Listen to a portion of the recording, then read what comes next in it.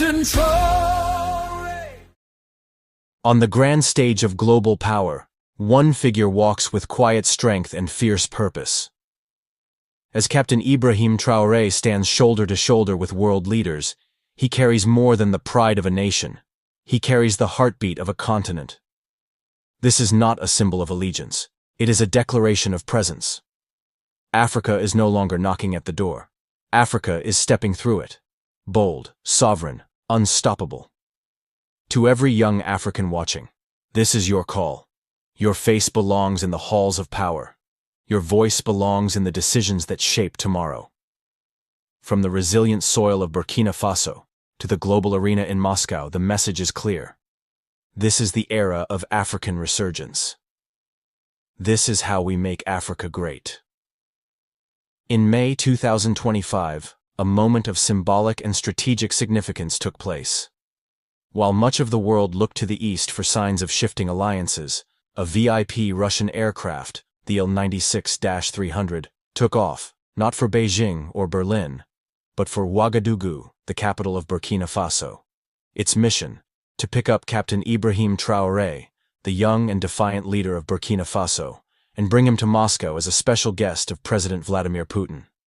This moment, seemingly small in the chaos of global headlines, carried immense weight for Africa. It represented the repositioning of a continent that has long been a passive player in global politics, now stepping into a role of agency, strategy, and strength. Captain Traore, representing not just Burkina Faso, but the broader AES bloc, the alliance of Sahel states, is being recognized not for compliance, but for courage. His presence at Victory Day isn't a show of submission. It's a declaration. Africa is no longer on the sidelines. The AES, consisting of Burkina Faso, Mali, and Niger, was formed as a response to shared challenges: terrorism, economic instability, and Western interference. What began as military-led transitions evolved into a broader regional vision for sovereignty, security, and self-determination. Each of these nations has faced immense pressure from international institutions and foreign governments, particularly France and the EU. In response, the AES has rejected foreign military presence and aid conditionalities, instead turning inward and eastward for strength. Together, these states envision a new security and economic alliance that works for Africans, by Africans. Traore's trip to Moscow is not just symbolic, it's strategic. It shows that the AES bloc is seeking allies who respect their sovereignty and who see Africa as a partner, not a project. Russia's engagement with Africa has grown significantly in the last decade, particularly with nations seeking alternatives to Western hegemony. From arms deals and infrastructure to energy and diplomacy, Moscow has presented itself as a power willing to engage Africa without colonial baggage. While Western media often paints these partnerships as manipulative, many African leaders and thinkers see it differently. Russia offers leverage, a chance to play multiple powers off each other for Africa's benefit. For Traore and the AES, Russia offers support in defense, infrastructure, and political backing at the international level. More importantly, it reflects a pivot away from unilateral dependence toward a multipolar foreign policy that empowers African voices. Victory Day in Russia commemorates the Soviet victory over Nazi Germany, but in recent years, it has become a geopolitical stage. World leaders who attend signal not only respect, but alignment. This year, the presence of President Xi Jinping of China, President Lula of Brazil, and leaders from Belarus, Serbia, and Slovakia shows that Moscow is still building coalitions, despite Western sanctions. For Traore, attending Victory Day is not just about honoring Russia's history. It's about showing the world that Africa chooses its own friends, that Africa can honor its heroes while building new partnerships, on its own terms. Predictably, Western media has responded with caution, concern, and criticism. Some have accused Traore of aligning with dictatorships or turning away from democracy, but these critiques often ignore the lived realities of Sahelian nations and the hypocrisy of Western double standards. The truth is more complex. Many African nations are tired of being lectured by those who've historically exploited them. They seek partners who offer respect, not rhetoric. Traore's Moscow visit may unsettle the old guard, but for many Africans, It signals progress. It says, we're not waiting for permission anymore. Traore is not alone. Leaders like Assimi Goïta in Mali and Abdourahmane Tiani in Niger are part of a wave of young, assertive, and self-reliant African presidents. Though controversial in international circles, they enjoy massive domestic support. What unites them is not ideology, but purpose: to secure their countries, control their resources, and pursue development without foreign interference. This is the essence of Pan-Africanism in the 21st century. Not just political unity, but collective strength built through shared values, mutual support, and visionary leadership. Of course, there are risks. Attending such high-profile events amid security threats, including drone attacks on Moscow, is dangerous. Aligning too closely with any superpower carries its own burdens.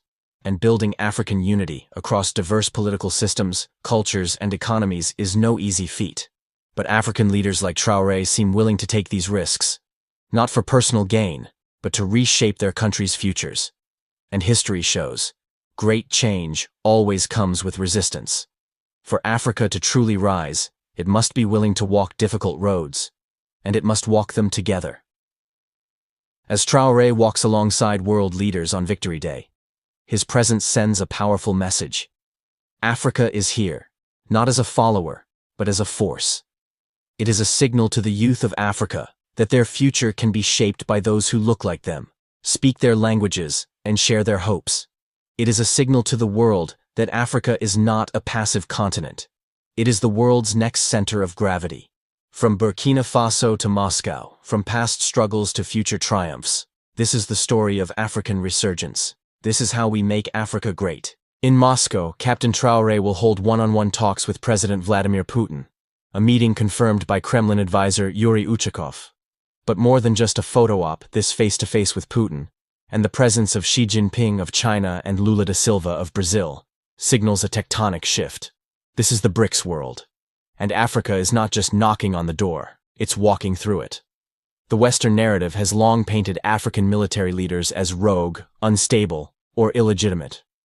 But as Captain Traore stands beside Xi, Putin, and Lula, the message to the global north is unmistakable. The old model is crumbling. For decades, the West has relied on puppet regimes and extractive relationships. But those days are numbered. Africa's new leaders, sovereign, self-determined, are reshaping the rules. There remains, however, a class of African presidents who still bow to foreign masters, exchanging sovereignty for stability and natural wealth for foreign approval. These leaders are not just out of touch, they are out of time. As nations like Burkina Faso, Mali, and Niger pivot eastward, a continental realignment is underway. The people demand dignity, not dependency. This is not just about one leader or one nation, it is about a continent stepping into the multipolar future. A future where Africa is not a battleground for superpowers, but a superpower in its own right. The presence of Captain Traore in Moscow is symbolic. It says, we will partner, but on our terms. We will trade, but we will not be traded. To the youth of Africa watching this moment, know this: the world is watching you back. Your leaders are beginning to look like you, speak like you, dream like you. This is not the end of Africa's story. It is the beginning of a new chapter, written in our own handwriting, on our own terms. Captain Ibrahim Traore's meeting with Putin is more than diplomacy. It is history. It is resistance. It is vision. As the sun rises on May 9th, it rises not only over Moscow, but over a new African century. The question is no longer if Africa will lead. The question is, how soon? Africa is changing. A quiet storm is turning into a bold revolution, not with weapons, but with ideas, identity, and leadership. From Burkina Faso to Moscow, a new generation is rising, not asking for permission, but claiming its rightful place on the world stage. Since taking power, Captain Traore has captured the imagination of millions across Africa. Young, disciplined, and principled, he speaks not in the language of submission, but in the voice of a continent that's tired of exploitation. He has challenged Western influence, rejected foreign military bases, and emphasized self-reliance, economically, militarily, and culturally. And by aligning with global powers like Russia, Traore is rebalancing the scales, refusing to be a pawn in someone else's game. His actions speak louder than his words. Africa must define its own path, free from fear and full of pride. To understand Traore's mission, we must look back to Thomas Sankara, the iconic revolutionary leader of Burkina Faso in the 1980s. Sankara fought for dignity, justice, and self-determination, and he paid the ultimate price. Today, Traore evokes that same spirit. Many call him Sankara reborn, not because he imitates, but because he continues a legacy interrupted. He understands that Burkina Faso's fight is not just national, it's continental. It's about showing all Africans that true independence is possible. Across Africa, young people are no longer waiting. They are organizing, resisting, building. In Burkina Faso, youth movements have backed Traore with unmatched energy. But it's not just about one man. It's about a vision. A vision of an Africa that owns its land, its labor, its destiny. An Africa that educates its people, uplifts its women, honors its culture, and builds its own future. These youth are the spark that will ignite a continent-wide transformation. They are not asking for handouts. They are demanding respect. Russia's relationship with Africa is complex, but today, it is being rewritten. Countries like Burkina Faso are forming new partnerships based on mutual respect and shared history. Russia supported African liberation in the Cold War era, and now, once again, it opens its arms. But this is not about trading one empire for another. Traore and others are not looking for masters. They are building alliances that serve African interests. Africa is learning to negotiate from a position of strength, not desperation. And that, alone, is revolutionary. Often overlooked, Burkina Faso is now leading by example. Despite poverty, threats, and foreign pressure, it stands firm. It has expelled foreign military bases, launched its own defense efforts, and inspired a wave of Pan-African unity. What Traore represents is not perfection, but courage. And that courage has made Burkina Faso the spiritual capital of Africa's awakening. Captain Ibrahim Traore's visit to Russia is not just about international politics. It's a message to Africans everywhere. The world is watching, and we are finally writing our own story. From the spirit of Sankara to the energy of the youth, from Ouagadougou to Moscow, Africa is rising, and the world better be ready. Wow, this is more than invitation. This is recognition, and this is respect to our brave leader, Captain Ibrahim Traore. Welcome and greetings all of you, dear lovely family, friends, fellow Africans here in the continent, and to you who are in the diaspora. As I speak to you now, the brave leader, Captain Ibrahim Traore, has arrived safely in Moscow, where he would join other leaders, world leaders such as Xi Jinping of China, President Lula da Silva of Brazil, and his host, President Putin, to commemorate 80th anniversary of the victory of the Soviet people over the invaders, Nazis. As I said, this is more than an invitation. This is recognition, and this is the respect. While the Western power still seeing Africa as their colonies, Russia shown much respect to African people. This invitation is a clear message that Africa respecting Captain Ibrahim Traore and respecting Africans. So those who have been saying that Captain Ibrahim Traore is using God reserve to protect himself, I think they have been shocked. What Captain Ibrahim Traore is doing is revolution. It's not about maybe embezzlement and maybe looting. Is revolution. And revolutionary leader has to meet with his fellow revolutionary leader like Putin, Xi Jinping, and I hope in this commemoration our leader Captain Ibrahim Traore will have opportunity to share thoughts with Xi Jinping, with President Lula da Silva, as well as President Putin, how we can collaborate, how Russia, China, Brazil can work together with Sahelian nation. In this invitation, Captain Ibrahim Traore is representing the alliance of Sahel states. So this is one of the biggest events. You remember that in the year 2023, Captain Ibrahim Traore also attended the Russia Africa Summit. In that summit, all of us will remember how Captain Ibrahim Traore dropped a bombshell speech that shocked corrupt leaders. In that speech, Captain Ibrahim Traore asked African leaders that his generation does not recognize when people saying that Africa is the richest resource continent while its people are poor. So, and he said we need to find the answer of that question, that how is it possible the richest continent has the poorest people. So I think since then President Putin saluted Captain Ibrahim Traore and aligned himself to Captain Ibrahim Traore. And that's why even when things went wrong in Burkina Faso, you saw President Putin sent a special army to protect Captain Ibrahim Traore. That is friendship and that is solidarity.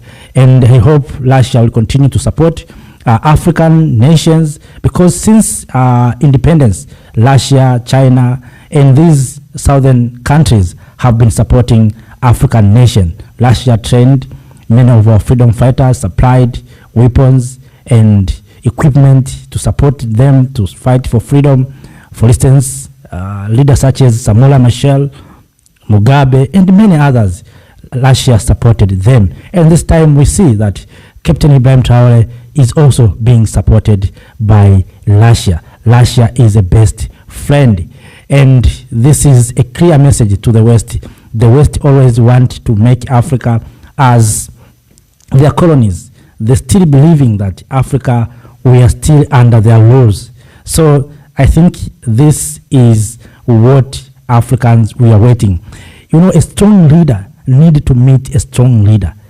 If Putin is a strong leader, also Captain Ibrahim Traore is a strong leader. So that's why you cannot find that maybe a gazelle can interact with lion. Lion always meet with lion. You see? So an ego is always an ego. You cannot mix a chicken with an ego. So our leader, our brave leader, Captain Ibrahim Traore, is an ego. And he has a big lens to see far. And that's why you see many things happening in Burkina Faso. We know those who want to destabilize Captain Ibrahim Traore, now they have been shocked. And one thing that I'm very happy with, that Captain Ibrahim Traore, President Putin, has sent a special army with a special plane to pick up Captain Ibrahim Traore.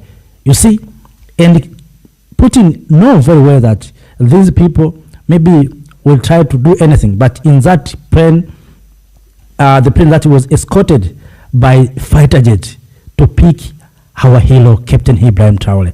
This is a good move, and this is a respect.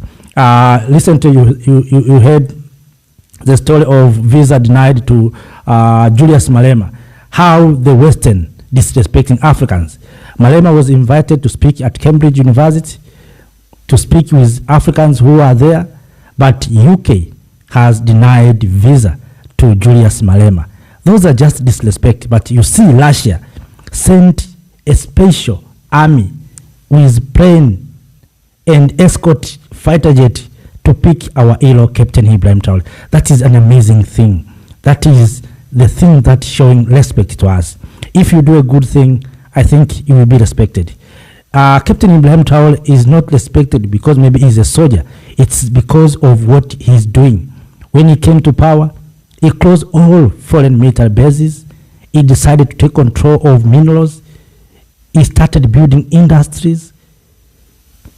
You see, he took young Burkinabe to China to learn construction knowledge and skills. Then he bought this construction equipment we have seen recently. And of course, have another video where I will share how young people in Burkina Faso have started building their roads. Those are things that we want in the continent. Those are revolutions that we are waiting for many years. So what Captain Ibrahim Traore is doing, revolution. And that's why Putin is inviting him, not just as a friend to speak or to sit on the table and maybe getting coffee. Putin wants to hear this message of hope and message of Prophet Captain Ibrahim Traore. People want the ideas from Captain Ibrahim Traore. That's why you see he is invited by Russian president. I've been saying this many times. Captain Traore is not a normal person. He's a man who came to liberate this continent. He's a prophet. Whether we who are in the continent, we don't see that, but Putin saw those things, saw something unique to Captain Ibrahim Traore. Just imagine, for more than 60 years, no any African leaders who united Africans without calling them. But recently you saw Africans in Caribbean, Africans in the diaspora, everywhere in the continent came together, united, speak with one voice, one language, unity, and supporting Captain Ibrahim Traore. You didn't hear anything. Maybe Captain Ibrahim Traore calling people that you have to mobilize. No, it's the people themselves. They saw something unique to Captain Ibrahim Traore. So we need to protect this gift from God. We need to support him. We want changes. We want other leaders to follow the same 40 steps.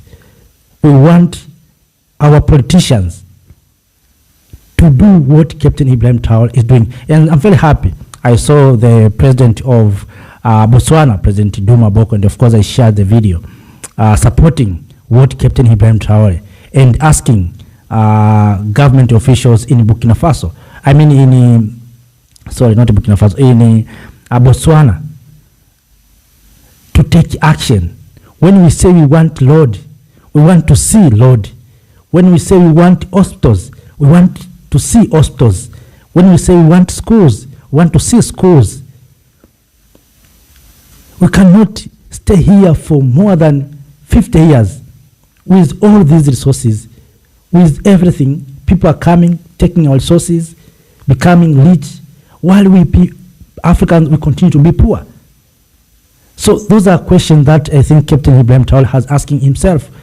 Not only Captain, many Africans we are asking, who own our resources?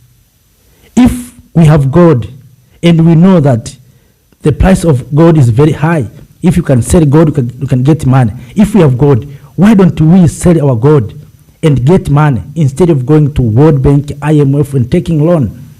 Why don't we use our resources to fund our projects? Why don't we exchange this gold to technologies, to infrastructures?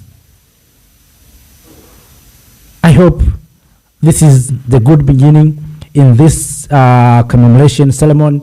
I hope Captain Ibrahim Traore, as a representative of the Alliance of Sahel States, will have a conversation with these leaders, and all these leaders are members of BRICS, and we wish one day to see that the Alliance of Sahel States have joined BRICS, not because we want to join BRICS, it's because we have seen the current leadership that we have in the continent are not ready for a united Africa.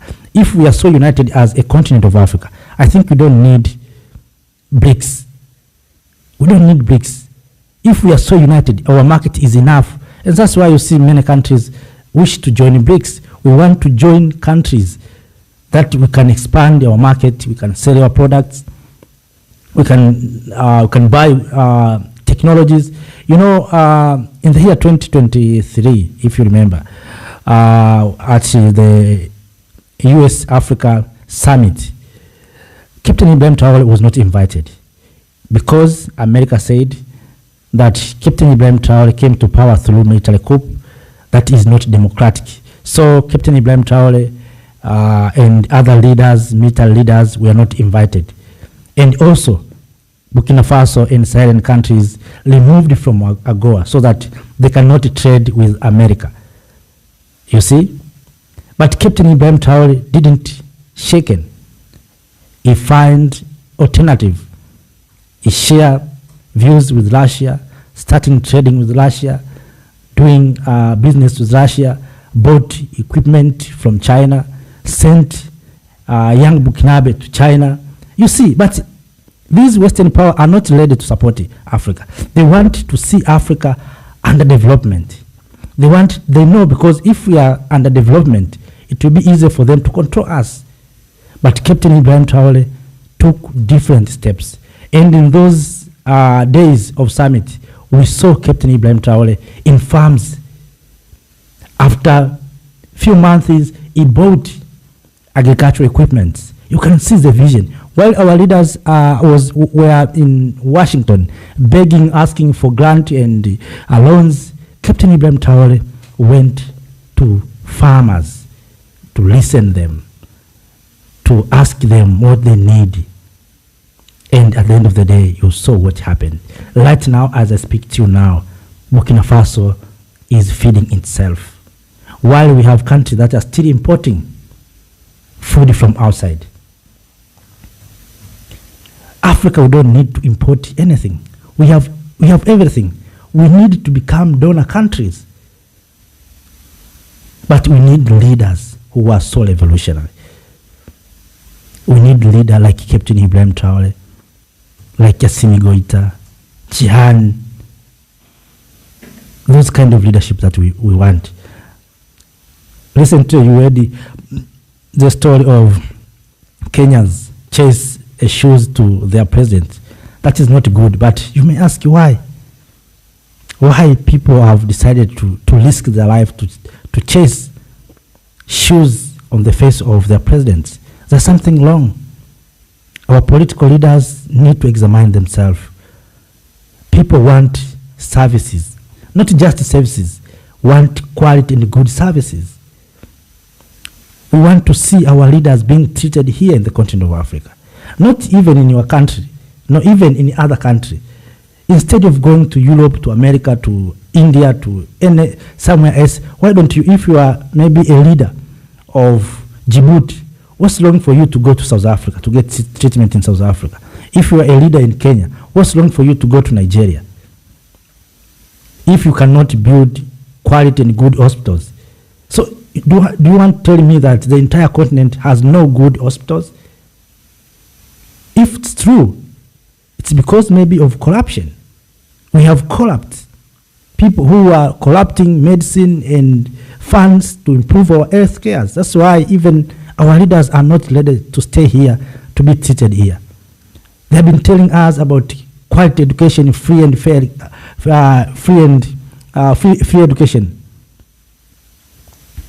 Have you seen them taking their children to those schools?